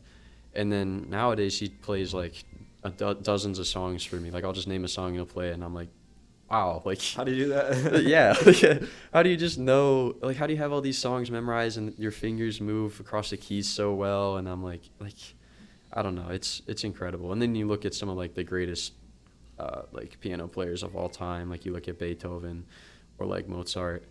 Like that's just insane to me that people can be so gifted with the piano and so disciplined to like practice for 8-10 hours a day. Like it's their job at that point. Yeah. Or you look at piano players on YouTube. So then I was like, okay, I'll learn this song that my brother started with, and it took me way longer to learn than he did. Like I still have to practice it to this day because I'll make mistakes. I still can't play it flawlessly whenever I want to, but like I learned that song and I was like, okay. I learned 2 or 3 others, and I started learning some more, and I was like, I kind of got to this dead end where I didn't really know where to go because I don't have a piano teacher, and I don't know how my brother did it. Like he's just so much more gifted in like the arts than me to teach himself how to do it. Like I feel like I would need a piano teacher to teach me how to play. So I might look into that over the summer because I'm going to have a lot more free time outside of school. Hell yeah. So I think I might look into that. But yeah, that's kind of where I'm at right now. Is I can play a few songs, and like I listen to a lot of piano music, but kind of like I need to like just, I don't know what it is, but like reach the next level of playing the piano, going from like a casual to like someone who actually wants to play. Yeah, I mean, I never played an instrument, and I don't know why. I feel like most of my friends have had some experience at some age, playing piano, guitar, whatever. My sister plays the guitar too. Right. And I've always found it really cool because I think that one of the coolest parts of human creativity is like coming up with something that has never existed before. Yeah. Like when you look at some of these incredible sounds and music that humans have been able to create, like that to me is exciting. But also the progression of starting out as, I don't know, your brother had no experience playing piano, you at some point had no experience playing piano, and then you kind of just, he taught himself, you learn with time, and you get good. And yeah, it's crazy how it also teaches you so much about other aspects of life, you know, like the discipline of actually sitting down and getting to work and putting in so many hours until you've really mastered this art in a way. And there's so much that goes into it. And to me, it's just incredible, man. Yeah. I think you were talking about it on one of your podcasts like a few weeks ago, like playing a sport or playing an instrument as a kid is like really beneficial for you because you learn that discipline. But yeah, I don't know, I never had any experience with the arts leading up to like 2-3 years ago because I just played soccer. Like that's all I did. Or I'd play basketball with my friends. I picked up golf, picked up pickleball. Like it was only sports. And then like I took an art class in high school. I kind of liked the drawing aspect. I didn't stick with it. So then the piano was like the first real experience I had with like artistic creativity. And it's really difficult, but it also feels like different. Like it's something I've never tried before. So I just found that really interesting. Or like that's what kept drawing me back to it is like I want to keep doing this because it's new to me, it's challenging, but like I'm reaping the benefits even if they're really small. Like it's just so much more interesting to do something new to you, even if it's tough or even if you're not good at it at first. It's just I find it interesting to do something that's difficult or that's unique. How would you compare it to things you've done in the past? You know, like I feel like there's all these different kind of tasks, you know, the task of a sport, the task of the gym, the task of schoolwork, and they all require their unique approach to them or method of learning and improving them and mastering them. And I feel like music is very different. Like, how would you compare it? I agree. I think because music's unique in the fact that you're not comparing to anyone else. Like, if I'm playing soccer, I need to support my teammates and I need to help our team win. Or if I'm in school, like I need to get better grades than everyone else so I can get a scholarship or get into this college or get this GPA, whatever. Or then you look at like lifting, like you always want to outlift the next person next to you. But music is strictly you for your own like artistic benefit. Like it's not like the gym where you build up muscle, you build a nice physique, or you can like go lift with your friends, lift these weights. Like it's just me locked in a room playing the piano. So I think the discipline there is a lot different because you have to be like there's no one in your corner kind of cheering you on or telling you what to do. It's like you have to put in the work yourself alone. There's no one else around. And you have to be willing to make mistake after mistake after mistake all the time, and to really slow things down and to learn. Especially when you're learning to play the piano for the first time and you've got to coordinate both hands, they tell you to play really slowly. And so I started doing that, and I was like, this still isn't working. But when they say slow, they mean slow. It's like one note every 10 seconds slow. 10 seconds? Like, yeah. Yes. Slow. That slow. That's insane. That's like the beginners. Like, you have to get a feel for it that slowly. And, like, that's the kind of stuff that most people would just be like, nope, I'm out. Too slow. I'm not dedicated for this. But I think it's different in that sense. Why do they make you go that slow? Well, some people obviously pick it up quicker than others, but it's just that when you try, it's better to play with instruments. It's better to play things correctly than to play them quickly. So they really want to get you to get down the fundamentals of learning how to play with both your hands, especially when they're playing at different tempos, because that's really difficult to think about unless you're like split-brained or something. But trying to visualize like playing with your hands at different tempos, it's pretty much impossible for the normal person. So they like really have to slow it down so your brain can like actively adjust over time. It's really interesting though, because you see people play like incredible piano pieces and their hands are working at 2 different speeds, 2 different frequencies, and that's so weird to think about because your brain's connected, your hands are connected, but it's like you disconnect your hands. Like, you make that cognitive change. Is like, okay, when I'm playing the piano, like, my hands are separate entities from one another, and the normal person does not have that. My hands, they function as a pair, but like, because your brain's connected by, I think I don't remember what it's called in the brain. What does it do? It like, Taylor got us. it's just it's the part in your brain that like connects the left and the right, because the left half of your brain controls thing, right? Yeah, the I've left heard half of your about brain that. controls the right hand, the right half controls the left. Yeah, just search up like the thing that connects the left to the right hemisphere of the brain. Yeah. Yeah, I know what you're talking about. Those like little tiny thing. Right? Corpus callosum. Yeah. We learned about it in AP Psych. But like, you can get it severed and then your hands will function independently. But obviously no one's gonna have like their corpus callosum cut. Yeah, have you read about those people that have like injured their corpus callosum? Yeah. And like the weird things that happen to them? Yeah. I'm trying to remember which case. Like, I think because I think your left hemisphere and your right hemisphere are responsible for different things, right? Yeah. So I think the right has a lot more of like the different organs in there, like the hippocampus and stuff like that. I remember like some people were. I think, yeah, if you damage your left hemisphere, you get a lot of motor-related impairments, I'm pretty sure. Yeah, and then the alien right... hand syndrome. This is what I was talking about. Oh, dude, this was insane. So there was this story of someone who had alien hand, where, like, one hand could have had a mind of its own. That it did whatever it wanted to. Weird. It was insane. So, for example, it was insane, bro. I read about it in this book. It's over there. Taylor, you want to actually grab the book? It's called, what was it called? I wonder if I brought it. It's called, The dueling neurosurgeons or something. If you can't find it, it's fine. But yeah. So what happened with that's the book. It's insane. So like one hand would like open the door, the other one would shut it closed. One hand would like. That's terrifying. Dude, it was insane, bro. Alien hand syndrome. That is so scary. It would start choking them, bro. Yeah, like the picture. I don't know if I can find it, but try to search it out. Like. Some of the things that happen in alien hand syndrome. But yeah, it's like, that's insane. That scares me, honestly. Like, any sort of like brain injury like terrifies me. Because a brain injury will do something like so wild that's not even related to like thinking or anything. Yeah, and like, yeah. When trying to turn over the next page, his left hand would just try to close the book. It's so weird, bro. It's like I just can't fathom not having control over my own body. That's so like scary. That's a terrifying thought. Or even an injury that prevents you from like moving at all, like a paralysis. Paralysis, yeah. As well. Can you search up like examples of the alien hand syndrome? Because there were some crazy ones I heard. Yeah. Examples. Yeah. Wildest Wildest. Gotta throw that in. Yeah. All right. We gotta zoom in a little bit. Some of the wildest examples of alien hand syndrome include a hand involuntarily reaching to strangle the person, like themselves, honestly, sometimes too. Grabbing objects and refusing to let go. Unbuttoning your shirt right after buttoning it. Just imagine, and you wouldn't realize it happens. If I'm looking up, I look down, I'll see it unbuttoning because my left hand just did it without me even realizing. It's insane. Slapping the affected hand with the other hand in frustration. A hand seemingly levitating in the air and even attempting to choke the person by grabbing their neck without conscious control, all while the person tries to counteract the action with the other hand. This is like That's one of the craziest things I've read horrifying, about. dude. It was insane. I've never heard of this. When I read about it, I didn't even think it was real. I'm like, Yeah. there's no way. Imagine trying to play the piano while one hand does something else entirely of its own volition. Jeez, man. That's insane. Were we talking about piano? Yeah, that's How do we get the alien hand?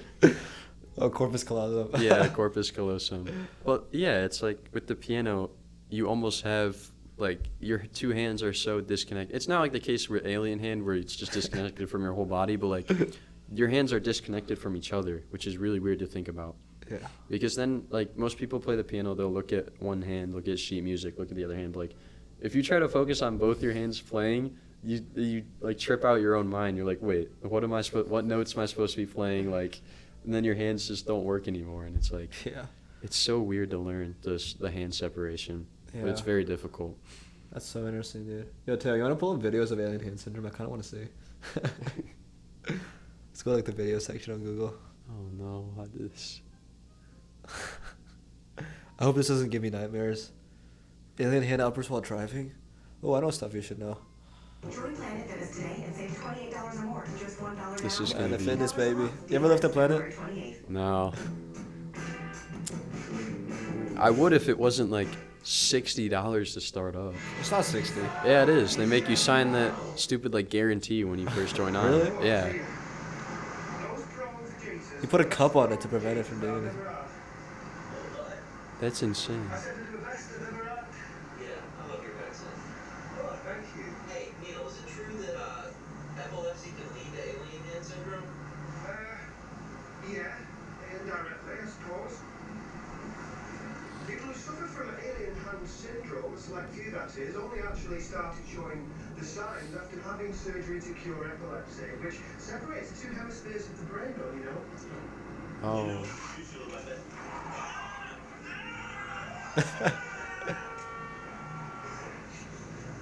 There's definitely an act, but it definitely Yeah. happens, though. I mean, yeah, this is definitely like dramatized or whatever, but I forgot about that. Is like the the surgery for epilepsy involves splitting the brain. Oh, yeah, because you need this corpus callosum, right? Mm-hmm. In that case, bro, imagine explaining it to the cops. I'm sorry, I have alien hand. And start strangling the cop. Yeah. Bro, that shit is insane. Oh, that's. Oh, I just. But there were some insane stories in this book that, honestly, I couldn't believe were real. There's one you should search up. It was, I think it was imposter. No, it's not imposter syndrome. That's something else. But it's like, there was this one case where one part of her brain was damaged that was related to So there's when you're identifying a person's face, Yeah. there's actually two separate tracks of the brain that are responsible for it, Mhm. which is really interesting. Actually, you want to search it up real quick, like the two parts of the brain that For identifying people. the book is called "In the Tale of the Dueling Neurosurgeons." Tale of the yeah.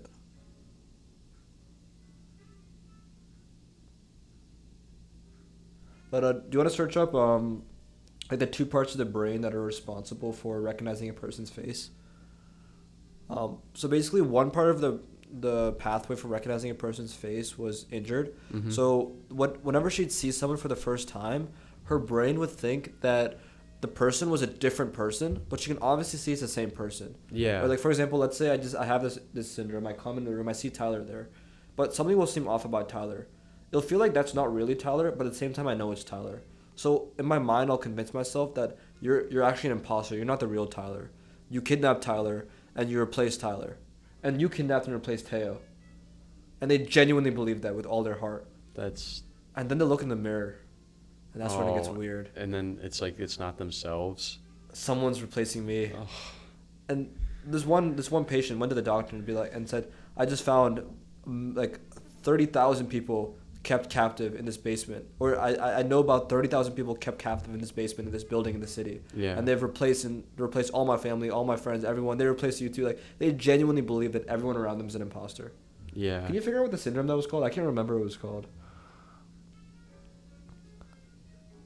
I feel like I didn't do a good job explaining it, but Believing people are.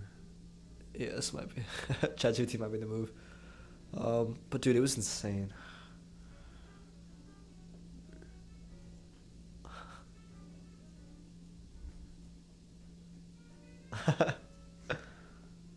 Yes, Capgras. Capgras So Syndrome. Capgras syndrome is a rare psychological condition where someone believes that a familiar person or object has been replaced by an imposter.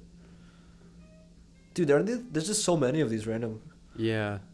I got into a little bit because my grandma had Alzheimer's. Oh, that's sad, man. Yeah, so when I wrote about that for a lot of my like research projects and stuff, just because my mom had a lot of knowledge on it, we had a lot of books about it, things like that, and so I got into like psychology a little bit that way, and that stuff is really interesting, but it's also just really really scary, like the unknown, because like a lot of science, you look at stuff and you have problems like you got medical problems, things like that. Those have cures, those have symptoms, you get a cause, whatever. But then you look at like something like Alzheimer's. People don't know where it comes from, and they don't know how to solve it. And it's like when you get it, it's like a death sentence almost. And that's terrifying to think that that can happen to anyone, and no one knows why. And then you have like loads of mental issues that even if they do know where it comes from or like what the cause is, or even how to solve it, it's like just these rare cases of things that can happen to anyone at any time. It's like, I don't know, it's scary to me. Can you remind me Alzheimer's versus the other neurodegenerative disease, like Alzheimer versus dementia versus... Okay, so dementia's like an umbrella term for like these neurocognitive diseases that cause memory loss. Alzheimer's is specific where you start to lose control of your own body.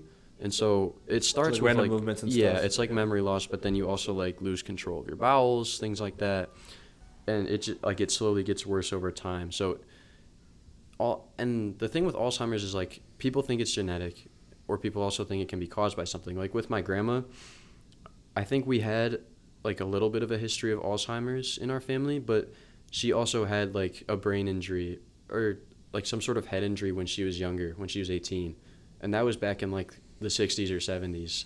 Like that probably wasn't treated properly. Wow. As it should have been. Like That's if she had, insane. yeah, because I think she got into like a car accident or something and had a head injury. When she was in her 60s? Or no, when she was 18. Oh. Like in the 60s when when she was 18. Wow. Yeah. So, and then I probably didn't get treated as properly as it should have. Like if she had gotten into a car accident in today's world, because we have so much more technology. But like, I don't know if like that head injury could have been the cause, or like Alzheimer's was just onset from the moment of that head injury. Like at some point it was just gonna set in, or if it was like a genetic thing, or if it's like a mix. Yeah, there's a or, genetic like, component to it. yeah, it's like, I don't know.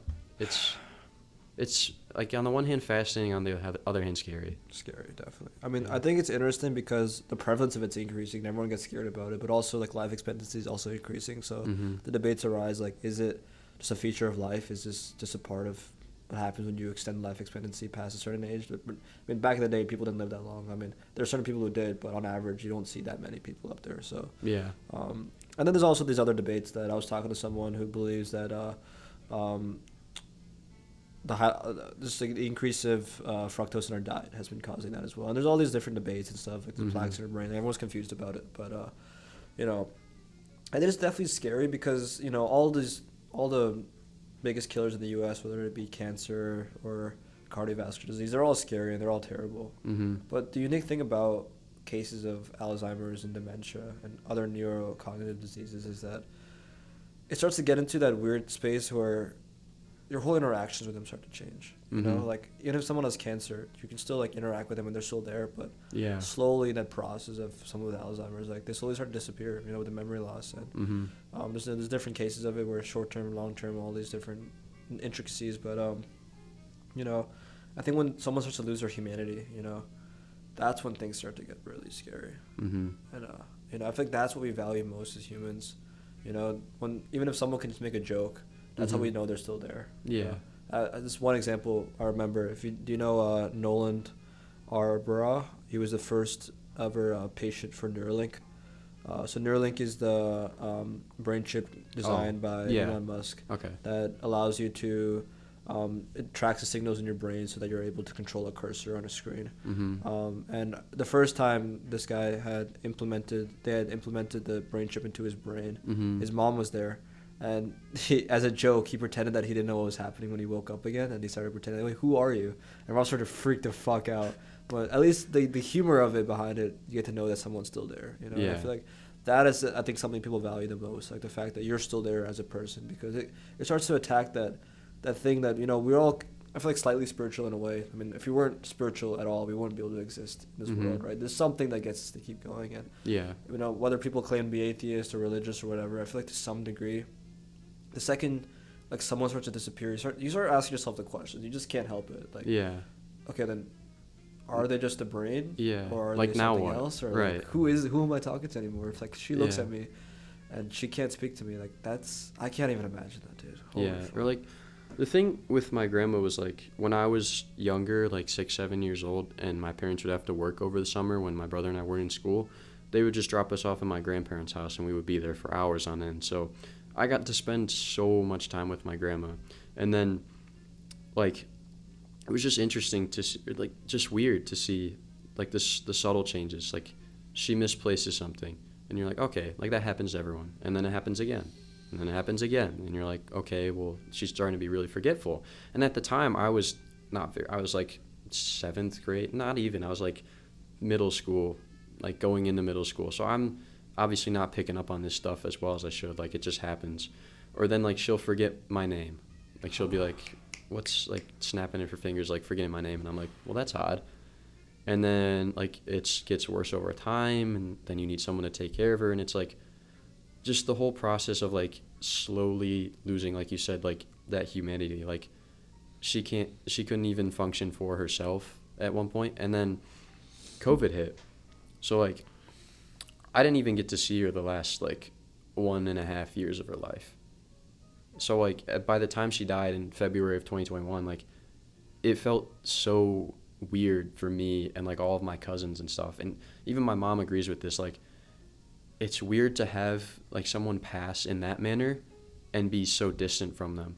Because I was 18 months removed from having seen my grandma. I didn't know what her condition was like at all. Or when she was moved into the nursing home during COVID, I didn't know what it was like at all. And it's like, not only did we have to deal with, like, the slow, like, onset death that we all knew was coming eventually. We couldn't avoid it. There's no way to avoid it. We had to deal with that. But, like, the complication of having COVID and then not being able to see her the last, like, year and a half, it was just very, very unique, very odd, and just very sad for, like, our family, because our grandma was kind of like the light of our family on that side, and she was, like, obviously, like, a wonderful person, like, big influence on our community as well. Like, when we had her funeral in the town she lived in, which is called Holly, like, so many people there, so many people speaking on her behalf. Everyone knew, like, Lynn Burns or whatever. Everyone had, like, some anecdote to share, like, maybe when they played softball as a kid and my grandma was coaching or something like that. But I don't know. It was just and that's, like, the only death in my family that I've experienced. Like, I've been fortunate enough to where all of my family members, or, like, close ones or ones that I relate to, I've been alive while I'm alive. That's, like, the only experience I've had with losing a family member when I'm, like, able to remember it. And it was a very unique one.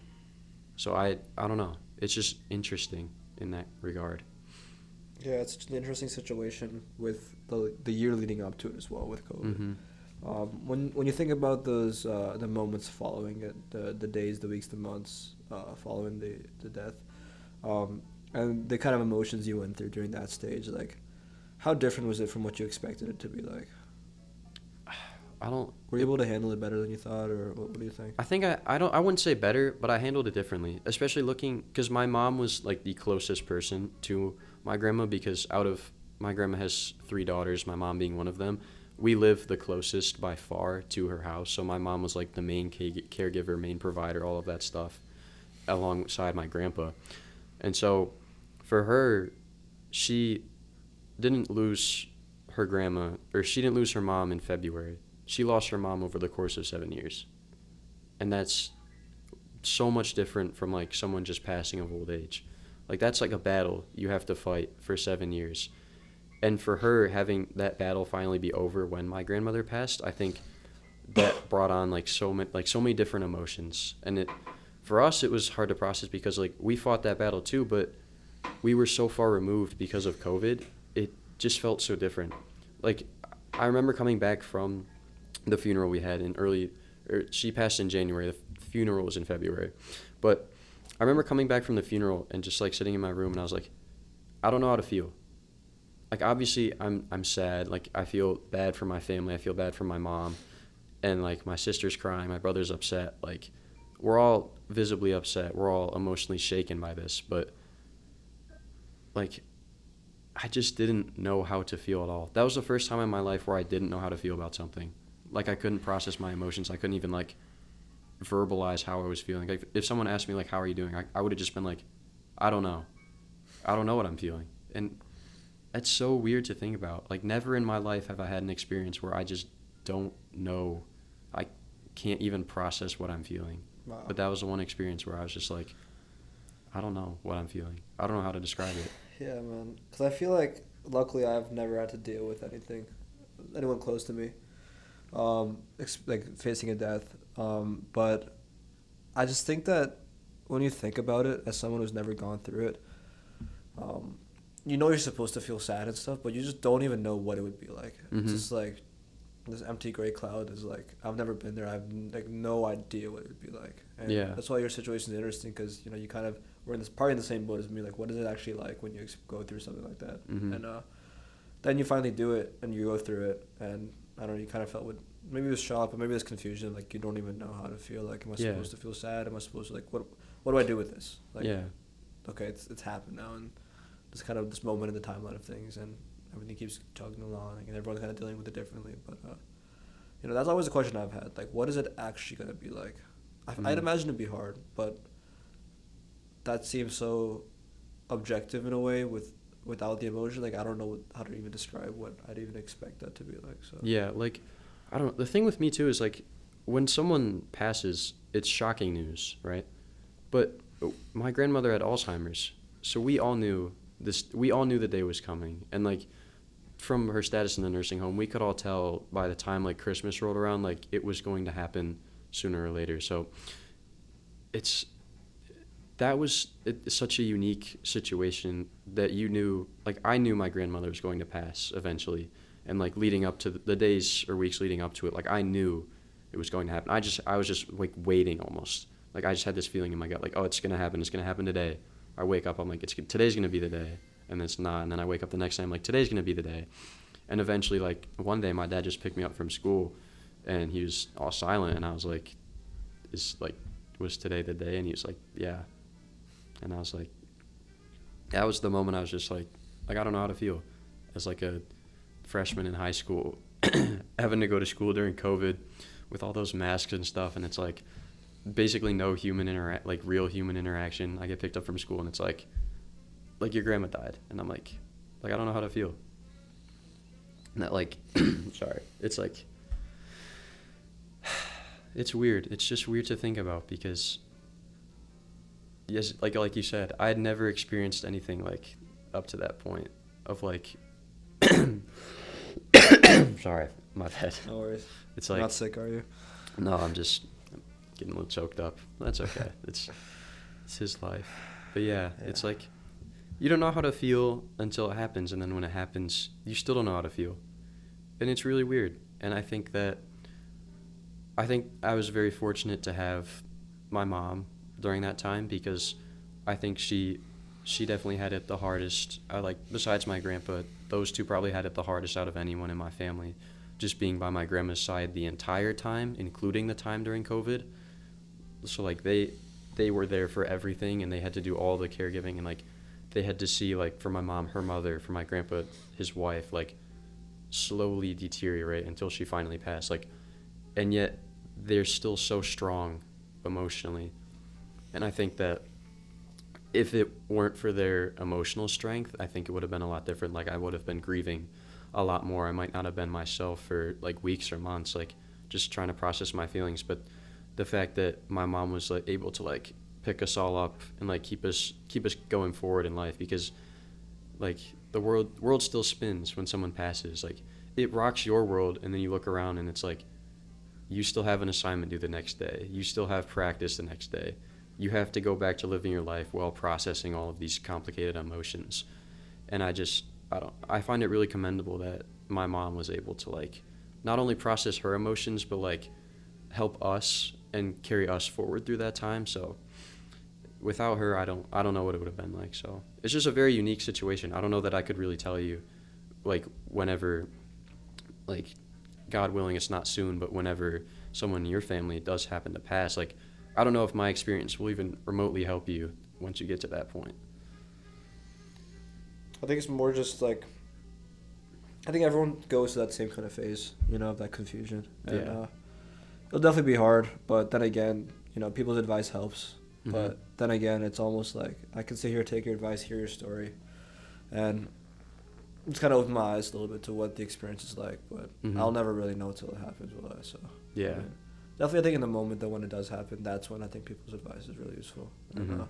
I'll probably reflect back on some of these conversations and kind of see parallels. But you know, I guess this is a part of life. It is. We move through it, and life is interesting. Yeah. It really makes no sense. It doesn't. It does. That makes you wonder, like, what happens before, what happens after. We only get to experience what happens during our lives, like, Never know. for the moment we're here, and then it's like what's my grandma doing now? Like, what happens after death? And that's the thing, like, most people think about. A lot of people are afraid to think about that. Like, they don't want to even think about death, like, anything like that. They're just like, live in the moment. But then sometimes your brain will just get curious and you start to think, like, You get stuck in those little rabbit holes. yeah, like, what happens? Well, we could do a million podcasts talking about death and Oh, I know. speculate and debate and Right. claim this and claim that, but we'll never really know. No, Never really like, know. I have my beliefs because obviously I'm religious, so, like, I believe that there is heaven, and I think people, like, do go there after they die. But for someone who has a different religion or someone who's not religious at all, like I can imagine someone who's atheist, like, what happens after you die? Like, you ask them that question, and, like, I don't know. It's like, We'll see. because yeah, like at least with, like, my religion, for me, it gives me, like, a purpose in life, like, something. Peace as well. Yeah, peace. Like, to know that I have a job here on earth, and it's, like, to serve other people, to be good or whatever. And then I believe in God, so I know that I'm going to heaven. But for someone who doesn't believe that, like, A, like, what's the point of life? And B, what happens after life? Like, those would be my two questions. Like, at least, like, I feel like that would draw someone to explore, like, religion in any facet. Just, like, I wouldn't want to have the insecurity of not knowing. Like, even if I end up being wrong, like, I'm not going to establish, like, this superiority complex, like, my religion is right, yours is wrong, mine's the only one that's right. Like, I'm willing to admit, like, I think my religion is right, but if it's wrong, like, I have the security here on earth to know that I stand for something, I believe in something, and, like, after I die, I have a belief of what happens. I couldn't imagine living, like, just not knowing or Yeah. caring, It's like, just, what happens. It's weird. But But I feel like those people do build, like, other frameworks that help them. yeah, You can't really exist without anything. for sure. It's just, like, I couldn't imagine approaching death and being like, well, now what? Like that. That's scary. But I'm still probably going to think like that when I inevitably die. Like, well, now what? Because I can believe all I want, but I still have no idea what happens to get there. Yeah, man. We always get into some deep shit. Yeah. Probably about hour 150. Well, Tyler, it was a pleasure talking to you today. It was. I really enjoyed this. A great Glad you could conversation. have me back. New studio in the lab. Got all the new setup. Well, yeah, glad you No. fuck with it. And hopefully Yeah. next time we have it even better than this. Yeah, Yeah. maybe one more before school gets out. Yeah, I'll have to I'm see. down. We'll do it. I am Pop you too, in the like schedule. April time, yeah. Yeah, I'm down. Let me get you signing the poster before I forget. Sounds good. What number is this? 88? 88, right? Yeah. Keep track. Xander was the last one at 87. Alright, 88 I don't see anything above 87, so. Should be 88, right? Let me just double check. Alright. Xander was 87. Yeah, you're right. Yeah. But still, I'll check. You You can write your name in the meantime.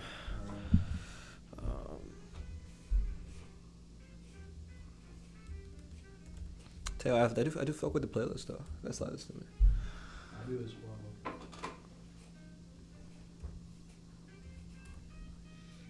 Yeah, you're 88.